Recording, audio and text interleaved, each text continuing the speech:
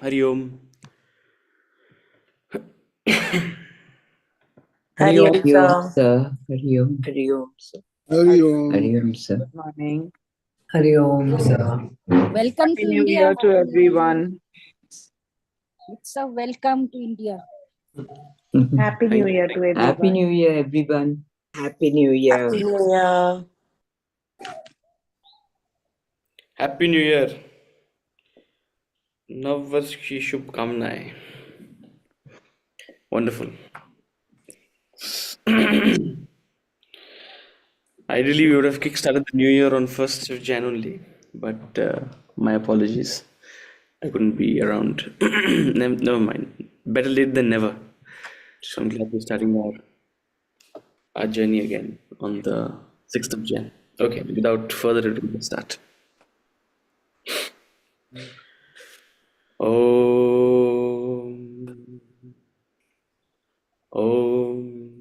सहना भवतु सहनौ भुनक्तु सह वीर्यं करवावहै तेजस्विनावधीतमस्तु मा विद्विषावहै ॐ शान्ति शान्ति शान्ति.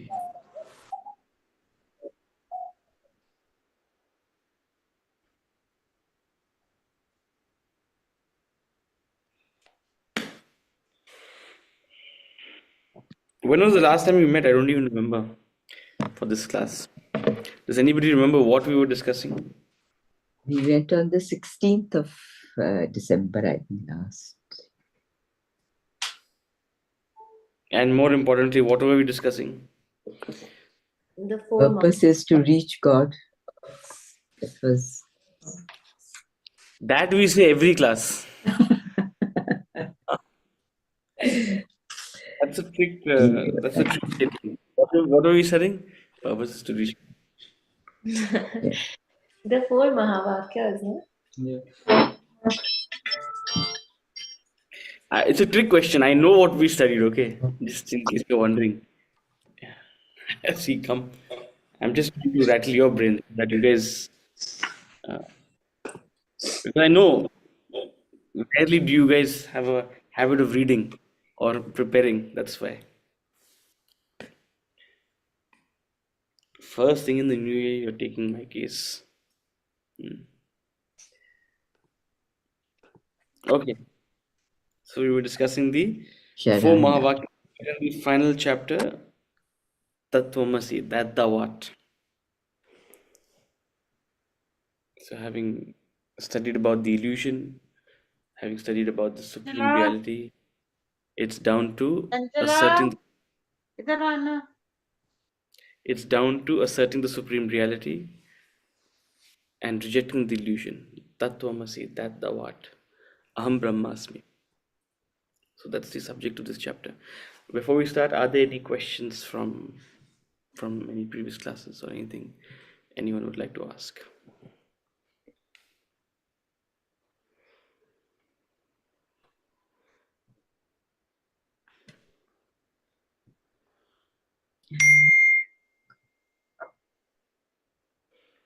So there was a little confusion about when you're looking at the third one. This Atman is Brahman. Don't you divide your Atman and Brahman? When you say that, the very fact you're differentiating between the two. No, it's actually a clarification. It's actually the exact opposite. Okay. How? We have a habit of separating ourselves from God. Okay. We have a habit of thinking of God as a separate entity, as a superior being, as whatever name you want to give it. So in fact, it's a clarification of the exact opposite, that there is no separation. I am Atma, Brahma. This Atman within me is Brahman, is God. God is within me. Right? So, and the other thing, removing that separation. Yeah. And the other, say, like the tree and everything around us, the world around us, is not is a how would you describe that? Is that part that is also Brahman? I am Atma Brahma. The No. first, so the first what is the first Mahavakya? Pragnam consciousness. I mean that Brahman. Brahma. That Prajnanam every Brahma. Brahman is consciousness. Brahman is that indivisible, all-pervading consciousness that's within you, that's within this table, that's within the tree, that's within the right. yeah. So everything is a combination of spirit and matter. You are a combination of spirit and matter. You are a combination of Atman plus Sharira. Okay. आपकी जो शरीर है, so you are not just the sharir, you're a combination of Atman plus sharir. Similarly, a tree is Atman plus sharir. Similarly, a table is Atman plus sharir. The difference is in the sharira. You are different from a tree because the body is different. Okay. So that means so everything is so when we put I mean, I thought when I was thinking that what is God? So, I mean, you're looking for God, and then you divide it. You say everything is Brahman, but then Atman is Brahman. The very fact we divide it that by saying that Atman, you've given it a different name, no? So In the this third in the third. the third Mahavakya is a clarification and a combination of the first two. See, the first thing we understand is just an abstraction. Oh, okay. Prajnanam Brahma. Brahman is consciousness. Big deal. What's the big deal? Okay, it's everywhere. Okay. Everywhere, but I can't see it. So then the Guru says, Tattvamasi, that thou art. Hare? That thou art? What do you mean that thou art? My name is Rita. I'm not Brahman. My body doesn't fit the description of Brahman. My mind doesn't fit the description of Brahman. Then there's the clarification. No. This body is not Brahman. This mind is not Brahman. I am Atma Brahma. The Atman is Brahman. Now It's a I'm clarification. okay. Thank you. I was just when Fair. So it's okay. I mean, it's important. It's good that you have a question because it means you're thinking about it. So the clarification of the first two, the Brahman is the all-pervading consciousness, and that consciousness lies within you in the form of Atman. That's the name we've given consciousness within you is Atman. It's just a name, and that Atman is Brahman. That's the meaning of Tattvamasi. So it's coming Not step by step. It is exactly. like step by step. And indeed, and when you have a realization of that, when you have an understanding of that, when you have an awakening of that, you say Aham Brahmasmi. Yes. Aham Brahmasmi, and in that you don't mean that this body is Brahman. You don't mean that this mind is Brahman. You don't mean that this ego is Brahman. Aham Brahmasmi means I recognize the Atman in me, my real self is Brahman, not this Bhuta Sangha, not this assemblage of elements. So, sir, Atma is Brahman for us. The something which is not changing, that is Brahman. But where is that Atman in a table? The Atman is everywhere. Like in us, it is there. I can understand that. Like you always said, na, that there's something which is same all every time. When I was a child, I got adult, I became old. So something which is unchanging, that is Atman, that is Brahman. But in a table, where is that? See, a table doesn't have a sukshma sharira. It doesn't have a chit of sorts, right? To be able to make sense of that. That's why a table is a table. That's why a table is in other words, what we call an inanimate object. right? Because it only has a sthula sharira, it only has a gross body, it doesn't have a sukshma sharira. Imagine if today you didn't have a mind, if you were just a body, it would still be true that the same eye has been there 30 years ago, as far as the body is concerned, and the same eye is here today, but you would not have the sense, the capacity to cognize it, to make sense of it, because you lack a mind, right? Does a dead body also has Atma? Absolutely. Okay. See, I can see some heads rolling. No, Atman is not. Arey Baba. See, please, Atma is all pervading. Atma is everywhere. Right? you decide, okay, and stick true to your definition. If you're saying Atma is all pervading, what is the meaning of that? Yes. It is where you want it to be, where you don't want it to be. Probably we have an impression that whatever is living, Atma is there. There A tree is is living, a body is living, so there is Atma there.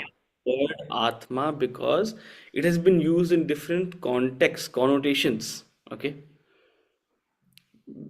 Very often we've used the word Atman to mean myself, like Atma, myself, as an entity. So, and this happens in language all the time, that different words have been given different meanings or different connotations. But let's take two steps back and try to stick to our definitions, right?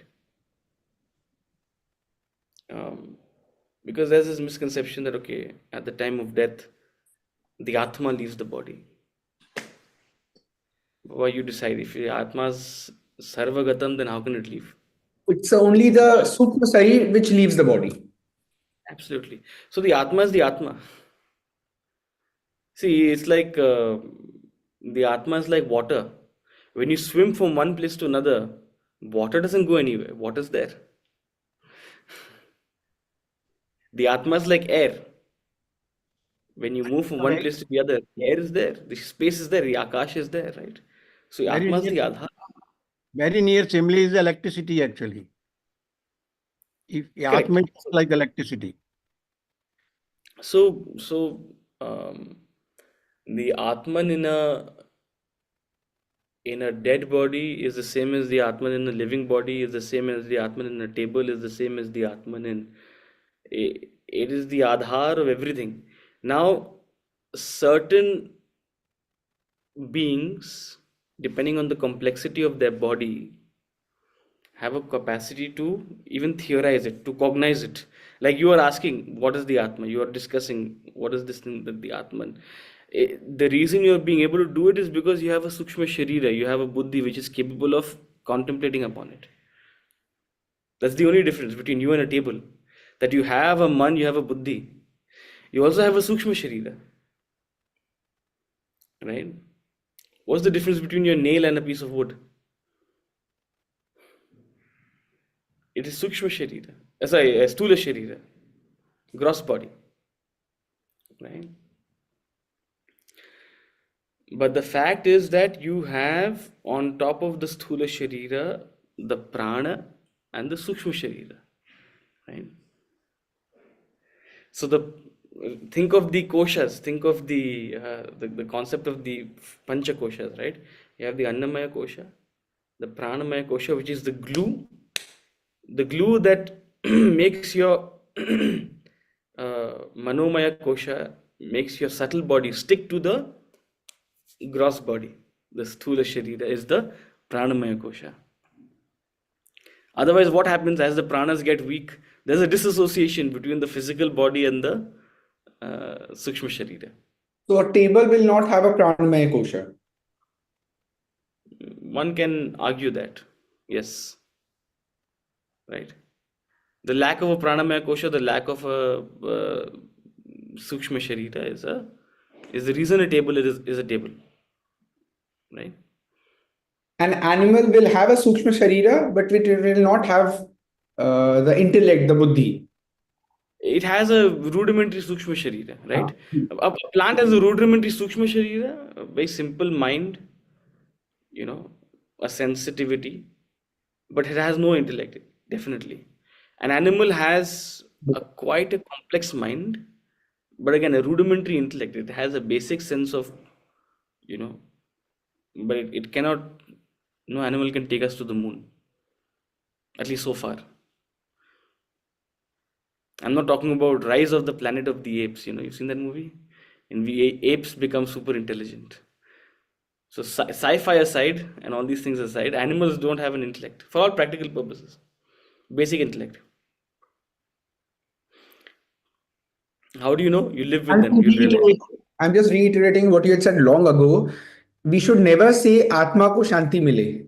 That's a very wrong concept if we say this. आत्मा को शांति नहीं मिलता है, आत्मा को शांति का जरूरत ही नहीं है. And what we say RIP, we Indians also, we Hindus also very smartly write RIP, that rest in peace. The Atma is never rests in peace. We should always not write RIP. We are just lazy. That's why we like to copy others. Yep. We don't see sorry to say, but for those who probably you don't even think about twice, you hear about some unfortunate news, RIP. Yep. I don't think about anything, RIP. I have to say something, RIP. RIP is a Christian concept that the body is resting in the. But Om ji हम लोग भी सब copy करते हैं. आप देखेंगे WhatsApp में कोई आता है, किसी का डेथ होता है, अपने सब लिख देते हैं RIP. So long back I had this conversation with Utsav, then I understood. I was just saying this for the benefit of the class. कि आत्मा का को कोई जरूरत नहीं है शांति मिलने की. आत्मा तो सर्वगत है, आत्मा तो सब जगह है. आत्मा मतलब भगवान, तो भगवान को क्या शांति मिलनी है? I think a Sukshma Sharira is a bridge between the Atma and the Sharira, Sthul Sharira. So that is a bridge actually that connects. There is no connection.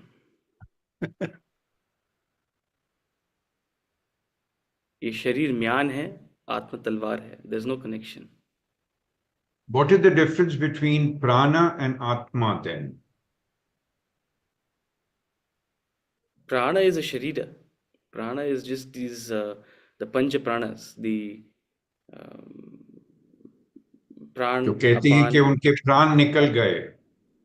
हाँ, literally that's exactly what you should say. We should not say आत्मा निकल गए, प्राण निकल गए. प्राण खत्म हो गए भाई. वो होती रहती है ना, मतलब Om Ji is an exception, but at the half the people at his age, 99% of people at his age can't hear, have to, can't see clearly. Then digestion goes weak. Nowadays, you're 35 and your digestion goes weak. I still remember when I was in my early 20s and I had a friend, in fact, someone from the ashram, my dear friend. So he was slightly older. And he was complaining about dinner one day. So I, in my arrogance of youth, I was like, come on, man, you can't digest this much. He's like, brother, reach 30, then you'll realize. Suddenly the body changes.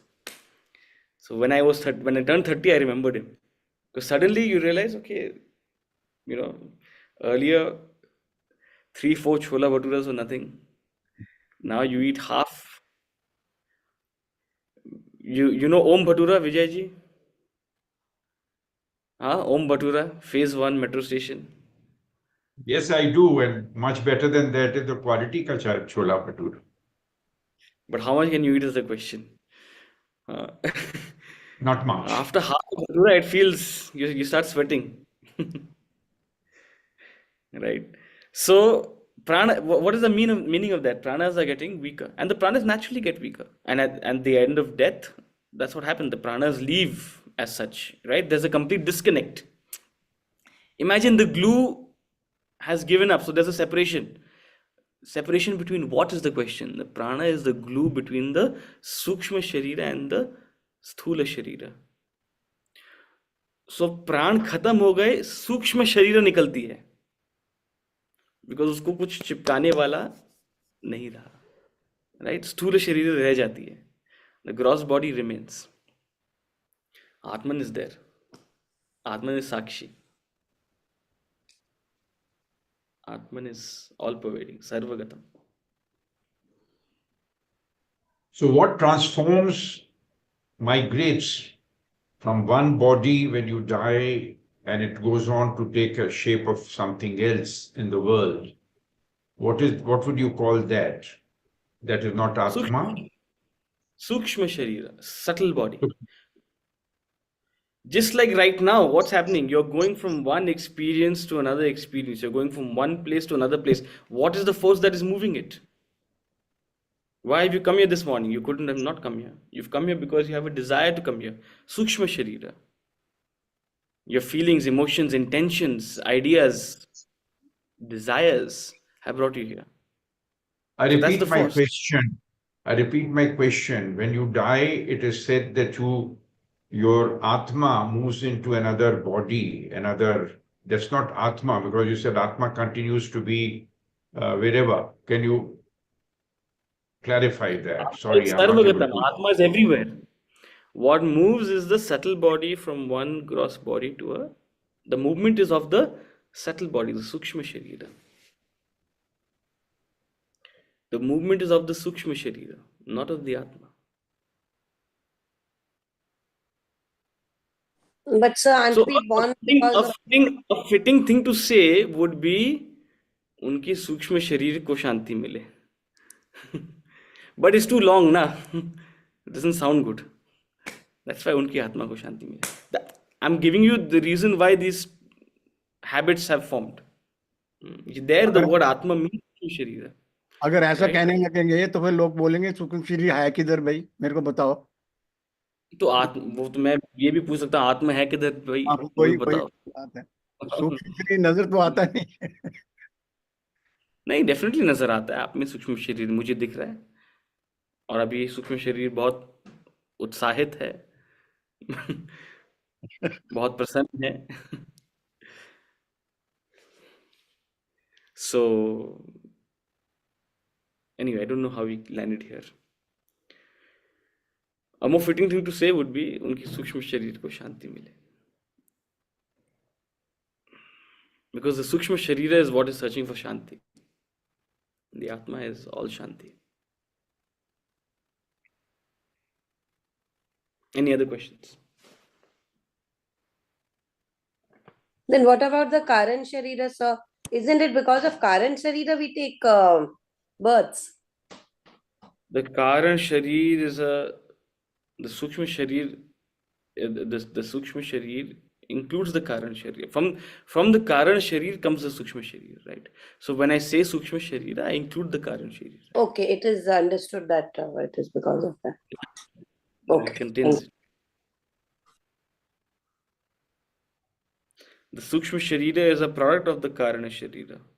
So if you want to get technical, yes, technically the correct thing to say would be the Karana Sharira is what moves, right?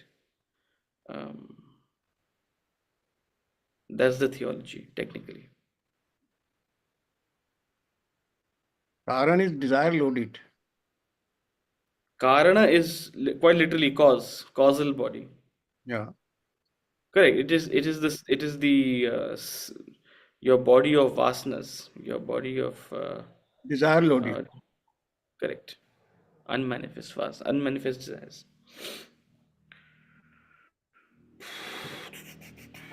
Okay, we can Ghalib start. का शेर है ना Where कि we- हजारों ख्वाहिशें ऐसी कि ऐसी ख्वाहिश, हर ख्वाहिश पे दम निकले जो मेरे दम फिर भी बहुत कम निकले. तो ख्वाहिशें तो हजार हैं. Brahman, the Supreme God, is said to be one. There exists nothing but the one reality, Brahman. The pluralistic phenomena is a superimposition upon that one. Yet Brahman remains the same, Oh, just as the mind remains one, even as the pluralistic phenomena of dream objects or Sorry. beings arise from it. my bad. Yeah. So we have finished the section on the four Your- aphorisms. We're starting with the section, your original being. Original being. Your real being is the Supreme Self, the state of absolute peace and bliss. All through your life, you experience a constant pressure for gaining pleasure, peace, happiness. The pursuit of happiness would not cease until you reach your absolute state. This is a natural phenomenon. Every object remains restless until restored to its original state. For example, a coil spring contracted would exert pressure to return to its own length. Similarly, your desires continuously pressurize you since you have moved away from yourself, your original being. And to get yourself free from desires and gain absolute liberation, you must return to your original state, attain self-realization. A mind entertaining unfulfilled desires will always remain agitated, frustrated, stressed out. Hence, religion has personified desire as the devil obscuring the divinity in humans. Christianity has personified desire as Satan, Islam as Shaitan, Buddhism as Mara, Hinduism as Asura. A human being has to cross over the spiritual barrier, desire, to reach the original state of Godhood. The scriptures have pronounced the self within as that ultimate state. I am that I am, Old Testament. The kingdom of God is within you, New Testament. The greatest jihad is that for the conquest of self, Quran. I am the self in all beings, Bhagavad Gita. Self is God, Upanishads. Your real self, your original being, is the seat of absolute peace and bliss. You have lost your divine status due to identification and involvement with your body, mind, and intellect. As a result, you're possessed with manifold desires. Your mission in life, therefore, lies in eradicating the desires and realizing your divine self. Nothing new to say. Go back to chapter 1. He gives the same example. He talks about the same concept. You don't believe me? Let's go to chapter 1.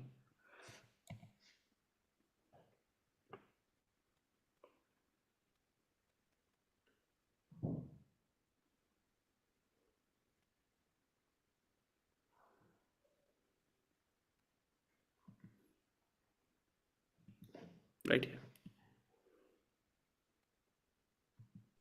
Your real self. He talks about the same thing. And he uses the coil spring example also. Yes. You read through this section again, he's going to use the coil spring example. So, chapter 1, you said the same thing. Chapter 21, you're saying the same thing. What new am I learning?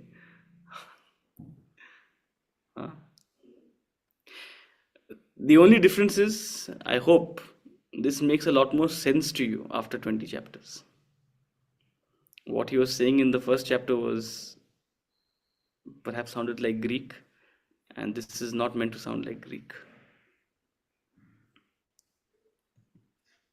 Your original being, Tattvamasi, your real self, is all peace and bliss, Paripurna.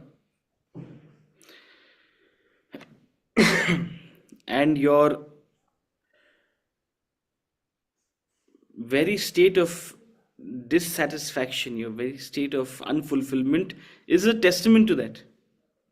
because you have lost your true identity, because you have diverged from your real self. You don't realize who you truly are. You're always looking back to regain that state of being, because deep within you, you have a recollection of that. You know that.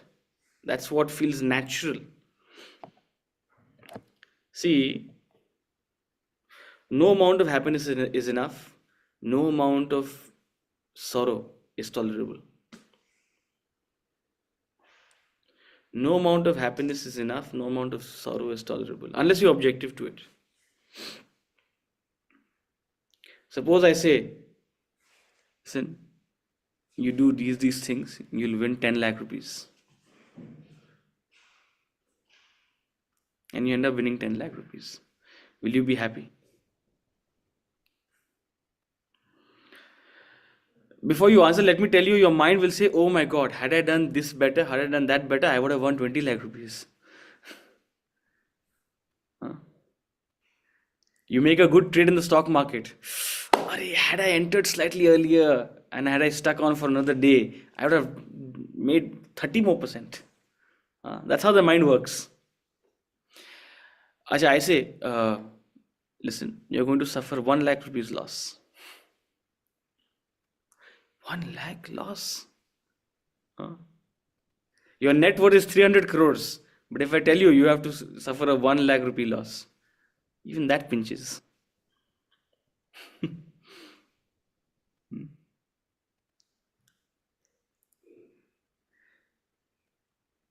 So the gulf between gain and loss is actually, it's quite interesting. You should, it's very philosophical.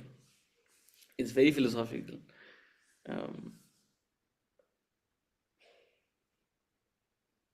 Your gains never seem enough. Your losses always seem too much.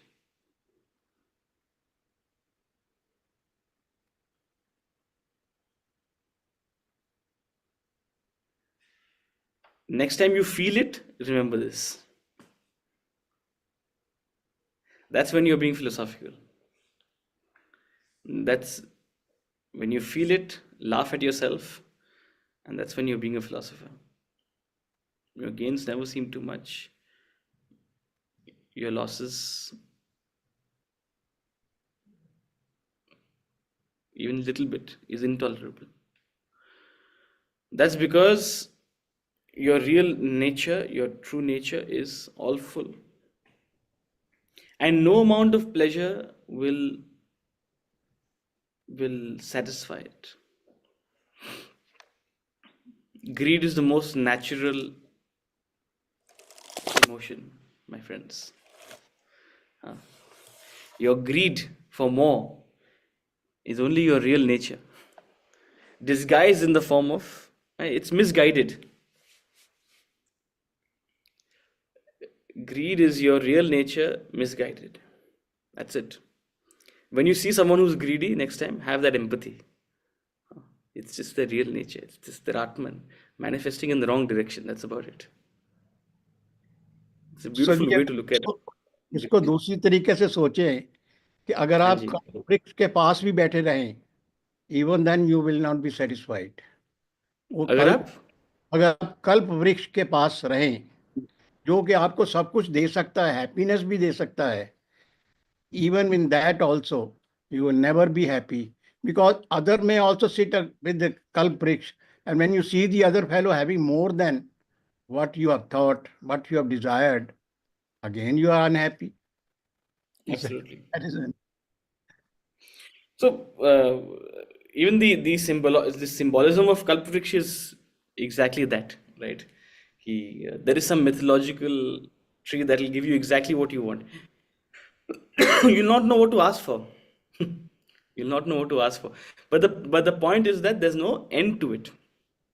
And so long as you do not conclude this journey, conclude this search, you'll keep this pressure within you will remain. So what he's saying here is that this pressure is because you are separated from your true identity, your real self. And every experience in the world is a misguided search for the satisfaction which is your true being. Your true nature is all fullness, fully satisfied. Because you are ignorant of it, you are in a misguided way searching for that fulfillment. The only way you'll find it is not through fulfillment of desires. Your desires are a manifestation of your ignorance. Your desires exist because you're ignorant. See, when you are all full, do you want anything? When your stomach is full, do you have any desire? If I give you your tastiest, your most favorite food also, you'll reject it. Because when you're all full, you have no desire. That's the very nature of being full. The fact that you're hungry is when you actually have a desire. So your desires are an expression of your ignorance, of your hunger. And जब why are you pet hungry? Because उत्सव जी जब पेट भरा हो तो उसको उदर विराग बोलते हैं। उदर विराग विराग हो गया। मैं आप खाना कितना भी अच्छा खाना उसके आगे रखिए, बोलेगा नहीं नहीं बाबा और नहीं मैं खा सकता, उदर विराग। absolutely. लेकिन साईं बाबा के मंदिर के पीछे हमेशा लिखा हुआ रहता है सबूरी। Saburi is a santosh. The only thing we need is santosh, satisfaction. The satisfaction अगर हमारे अंदर आ जाए तो फिर लेना या नहीं लेना बराबर है। Yes, the question to ask is though, what will bring us that satisfaction? But the question to ask also is, if we don't have the desire, how do we progress? Definition of progress can be different. If we say that whatever money I have, it's enough, I don't want to earn any more, I have reached a particular position in life, I don't want to become the managing director. Unless you have that desire, that hunger, as you particularly use that word, it's for a nation or for a company or for an individual, how do you progress? How do you progress again? Definition of progress. So again, Utsav, the question which I was asking yesterday, unless we have the desire for this mumukshatvam, unless we understand the value of mumukshatvam, we understand the value of money, we understand the value of becoming an MD, we understand the value of becoming a prime minister, we don't understand the value of mumukshatvam. So that is why we are still far from that. We don't give even if we understand the value, नहीं, do we Vijay, stop there? Do we stop there? Sorry, हम actually समझ नहीं पाते हैं उसका value. हम अभी भी थ्योरेटिकली समझ रहे हैं उसका वैल्यू, बट हमारे अंदर उसका वैल्यू नहीं आया है। आपको जिस दिन वैल्यू आ जाता है ना कि मेरे को ये काम करने से मेरे को फायदा होगा, आप उस काम के पीछे एकदम आंख बंद करके लग जाते हैं जब तक वो कंप्लीट नहीं होता है। Whether it's your business, whether you pursue your children और व्हाटएवर, इसका हम लोग को वैल्यू ही नहीं पता है अभी तक, शायद कहीं ना कहीं हमारे मन में, या वैल्यू पता है, थ्योरेटिकली पता है, हम उसको ब्लैक मार्केट वैल्यू नहीं दे रहे हैं, इफ आई मे से सो। We don't trust God. You're answering We need to you're trust God. answering your own. You're answering your So first, coming to what Vijay ji is saying, absolutely, that's the first question you ought to have. In fact, in the first chapter, when you read this, that's the first question you should have. If you don't have a desire, then how will you? To be desireless means to be dead.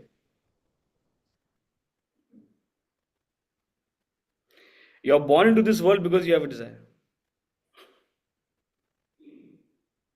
Right? So, I'm not giving you an answer, I'm giving you something worth thinking about. Right? Here, the answer is not important. Here, the contemplation is important. What Vedanta bids us to do is to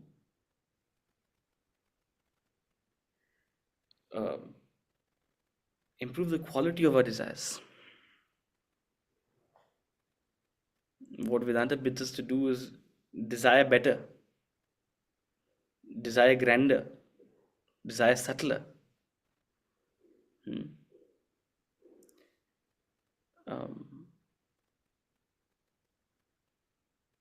And what it says is that as your desires become subtler, it's like it's like effervescence. It evaporates.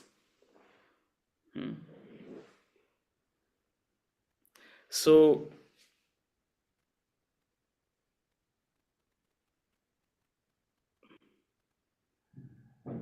the entire science of Vedanta is also how to manage desire, how to be the master of desire and not be mastered by it, right? How to not be victim to your own desire. And ultimately, as we said, desire is life, right? Your ego is alive only because of your desire. You want to kill the ego, you have to kill desire. That's the truth. And the point is, are you ready to do that? So Vedanta doesn't advocate at any point that you drop whatever you have. The same Vedanta says that if you have a desire within but you pretend you don't have it, you're a hypocrite. No one is saying today that pretend to the world that, oh, I don't have a desire. Or suppress your desire, that you really want something, but you're suppressing it. No. Some scripture somewhere has said I should. Vedanta is not saying you shouldn't have desire. There's no should out here. It's simply saying you are here because you have desire. When desire ends, you become enlightened. We're not saying just wash your hands off and drop your desire. No, it's not possible. So the answer is not important. The contemplation is important. Why is it saying this? And how do I actually go about eradicating this thing called desire? Right? So the opposite is true. To truly rise above desire, you have to become the best karma yogi. You have to do the best service. You have to be the highest and shrisht in whatever field. So when you go into the depth of the philosophy, you'll realize that the opposite is true. That in order to actually grow spiritually, to actually give up desire, I have to be the best version of myself. It's quite paradoxical in that sense. It's not about simply, washing away with my, whims and fantasies. So, but the fact remains that desire is the barrier between you and your spiritual zenith, which is enlightenment. And when you transcend desire, that's the entire journey. But when you transcend desire, that's when you attain enlightenment. There are no shortcuts to it. You cannot simply drop it. You cannot simply pretend it's not there. You have to gradually progress in this field. You have to gradually move towards liberation, right? A higher desire replaces a lower desire. You would all come across these concepts as well. We talk about detachment is actually attachment to the higher. A higher desire replaces a lower desire. A better desire replaces a grosser desire. A more meaningful desire replaces perhaps a more mundane desire, right? A subtler desire replaces a grosser desire. And desire for subtler emotions replaces desire for gross objects and sensuality, right? So subtilizing desire is actually the chief method to grow, right? Grow as a human, grow as a person. Even if you look at the world, right? What is maturity? Maturity is, wanting something bigger and better and subtler, right? What is the meaning of meaningful? Meaningful means something that holds more water, that has more depth. Subtler desire, nothing else, right? If I am allowed to say something, you see, Gita में कहा गया है, भगवान कृष्ण ने कहा है कि कर्मण्येवाधिकारस्य, तुम अपना खाली कर्म करो, लेकिन उससे पहले अपना स्वधर्म पहचानो. What is your inner core, जो तुमको प्रेरित कर रही है, वही एक डिजायर है. हम अपना धर्म तो पहचानते नहीं है कि भाई हमको किस उद्देश्य से हम आए हैं. वंस वी नो दैट, तो automatically everything is solved. Then you do the karma only, forget about desire की तो बात ही नहीं उठती. फिर तो एक ही कर्म है हमारा, जो हमारा स्वधर्म है. भगवान ने सेकंड चैप्टर में वही तो कहा है. सॉरी अगर मैं गलत बोला हूं तो. No, no, you're saying the absolute right thing. When you develop that sense of surrender to the Lord, you're satisfied with just your swadharma. That's what you're saying.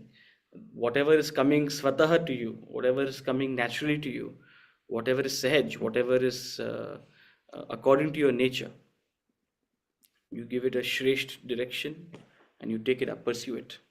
आप स्वीकार करते हो. So your original being, your real self, my bad. Oh, where did we jump?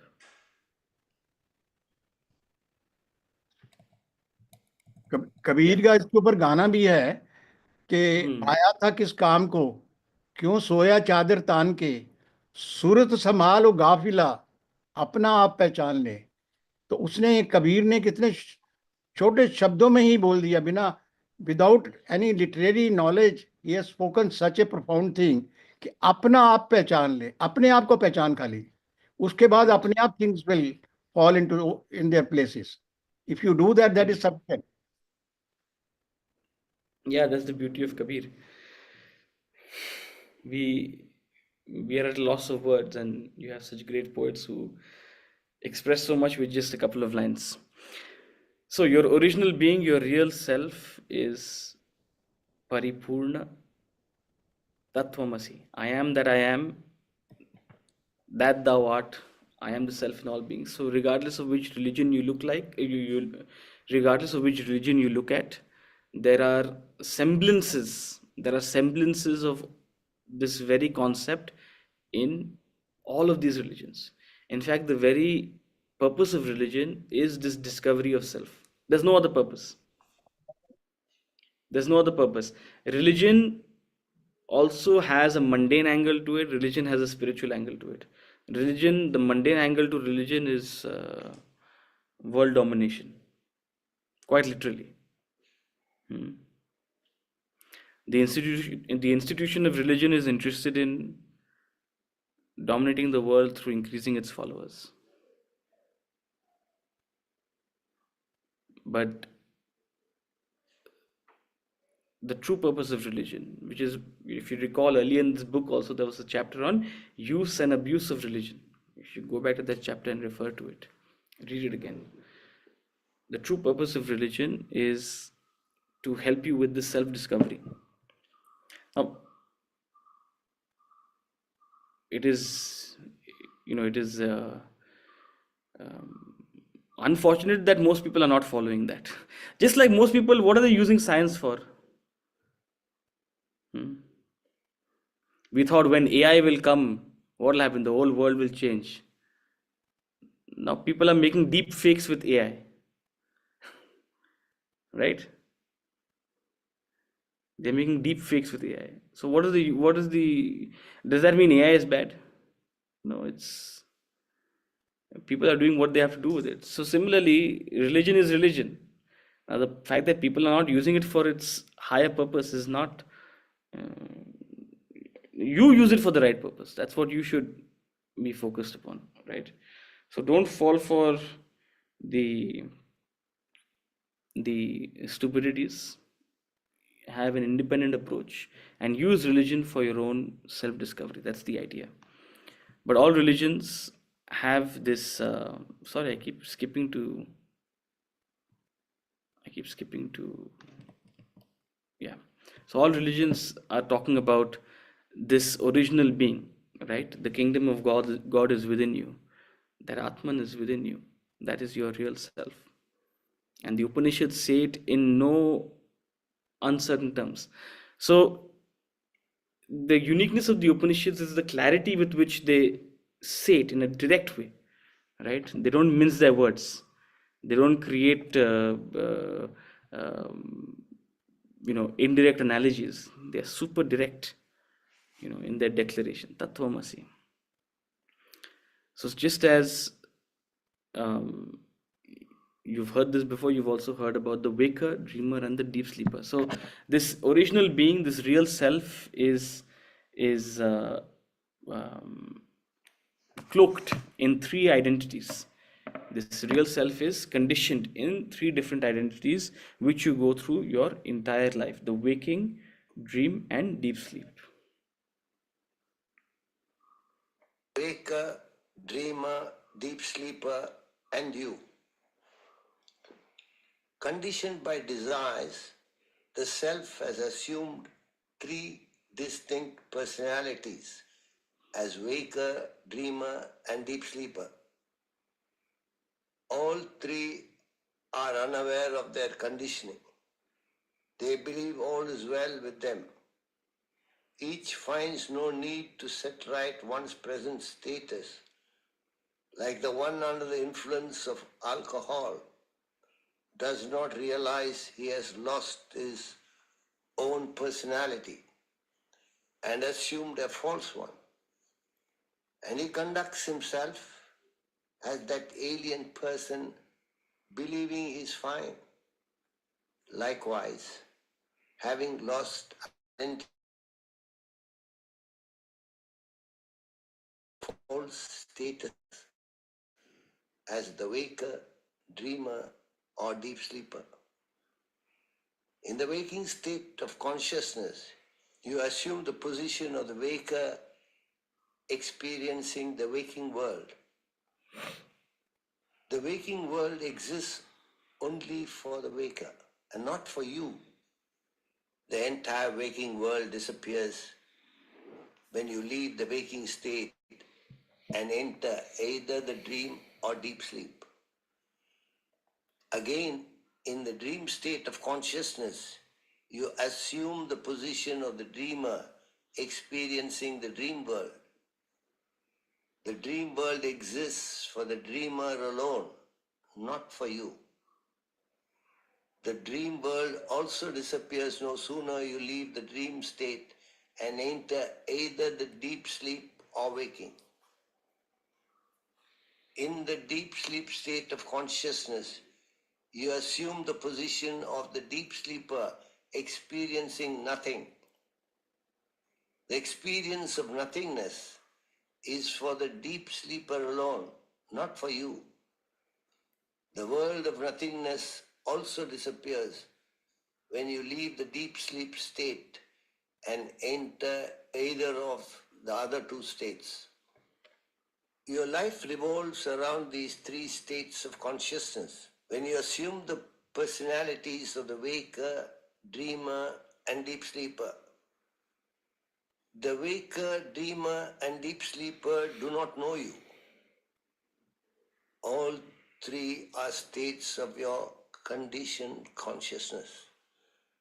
They have lost their original state of pure consciousness, lost you, and have become totally complacent in their own enclaves, each swearing by his own state.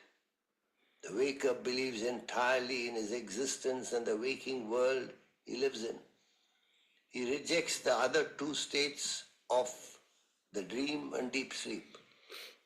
So does the dreamer swear by his own state. The dreamer also believes in himself alone and the dream world he lives in. He rejects the other two states.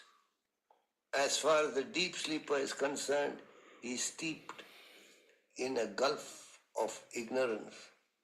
He knows nothing, believes in nothing, experiences nothing. However, the waker alone has an edge over the dreamer and the deep sleeper. The dreamer and the deep sleeper cannot conceive, much less investigate you, the origin of the three states. Only the waker is privileged with a subtle intellect to conceive beyond his conditioned state of waking. Investigative. Thus, in the waking state, the waker can aspire to shed his conditioning and reach the unconditioned you, attain self-realization. However, a human needs to be spiritually evolved to raise the question as to who he is, the waker, dreamer, or deep sleeper. You seem to swear by each of the three while assuming that state. Then which of them is really you? There is a parable in the scripture which throws light on this realm of ignorance, which every human being ought to investigate. Every human being ought to investigate this, but not every human being is capable of investigating this. You have to be spiritually evolved to raise this question. Otherwise, it's just about me blabbering, and you'll say, "Thank you very much, good to hear about this," and you'll get on with your day. It is what it is. But if there's anyone in this classroom, even if you can find one in a couple of hundred people who are truly touched by this question, who are truly quirked by this question, who am I? It happens to the rare person. It happened to King Janaka, right? And that's why you have, some of you may have read the Ashtavakra Gita. The Ashtavakra Gita is a beautiful scripture. Just like the Bhagavad Gita is a sermon by Lord Krishna, that's why it's called the Bhagavad Gita. Ashtavakra Gita is a discussion between King Janaka and sage Ashtavakra. It's a beautiful text, very different in the nature of the conversation between Ashtavakra and Janaka compared to Krishna and Arjuna. There, the entire emphasis is on Atma Vichara, right? It is on contemplation upon the Atman. Subject is the same. It's just that which part of the subject is highlighted in the text is different.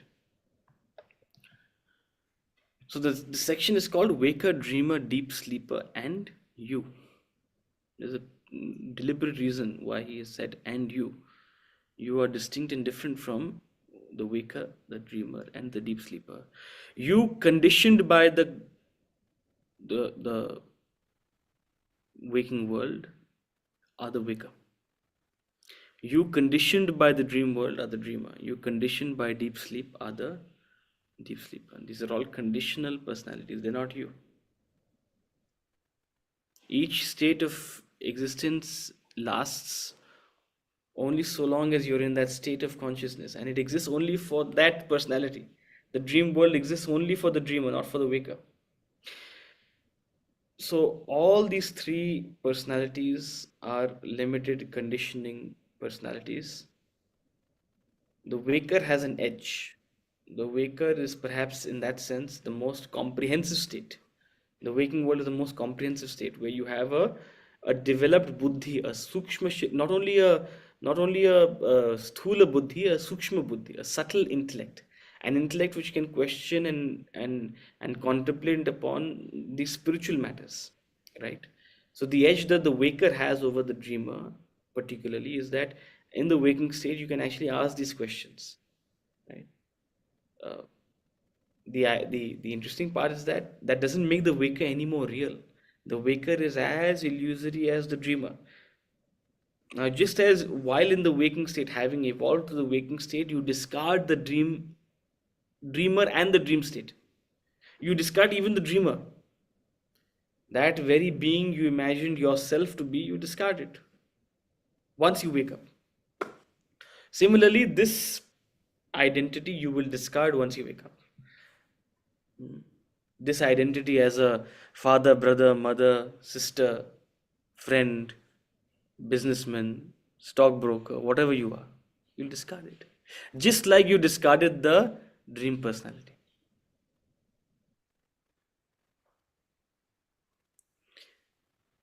In the dream, you had a brother.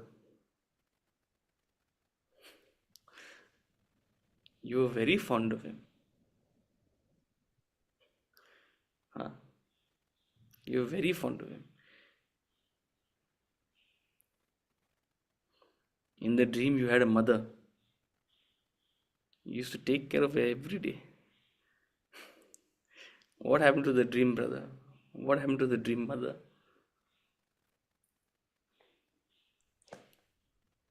The moment you've risen above the dream state, the moment you've risen above the dreamer,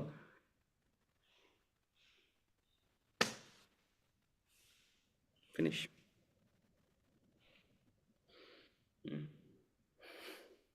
It almost sounds ghastly. Sounds a little ghastly.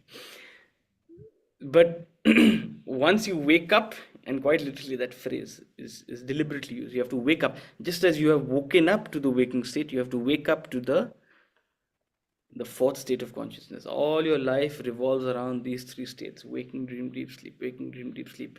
The sages have told us there exists a fourth state, Turiya. There exists a fourth state. So the entire spiritual journey is an anticipation of that fourth state. All of these are words and concepts. You can agree or disagree with me. Desires are important, desires are not important. You can agree or disagree with me. Atman is one with the Brahman, Atman is separate from the Brahman. Advaita, Vedanta, Advaita, Vedanta, whatever. We can have disagreements, we can deliberate, we can debate. But all of this is an anticipation for Turiya. Whatever takes you to Turiya, that's what's important. Whatever makes your mind shut up and you capable of sitting in meditation. Whatever fits your bill.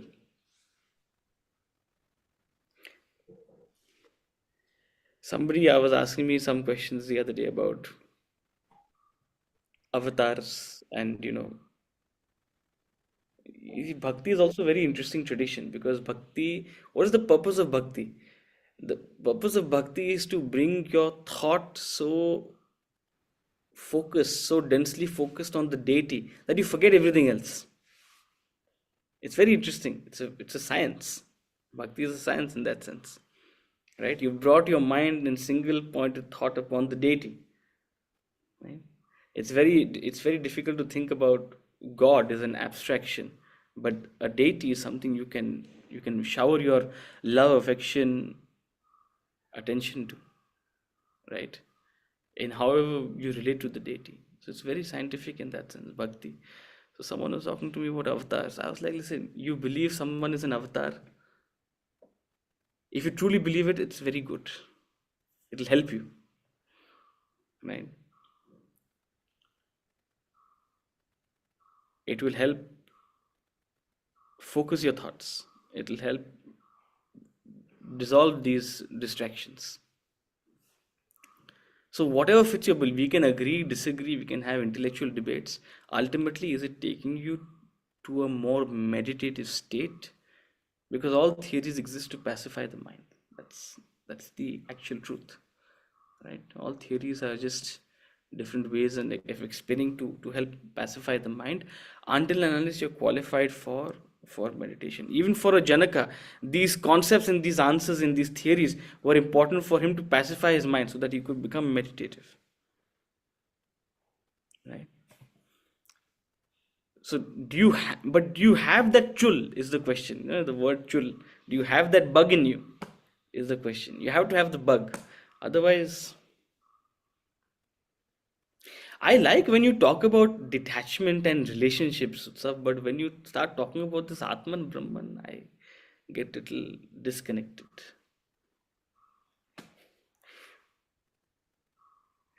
So a teacher will talk to you about what you're interested in more. Why do we have Bhagavad Gita as a management text now? Because most people are interested in business and management. Is that what the Gita has to offer? It has to offer far more. Mukam karoti vachalam pangum langayati girim. That's the capacity of the Gita. But you want to treat it as a management text? Fair, that's also possible. Whatever you want, whatever the student has a demand for, the teacher will give. Right? Whatever you want to learn about.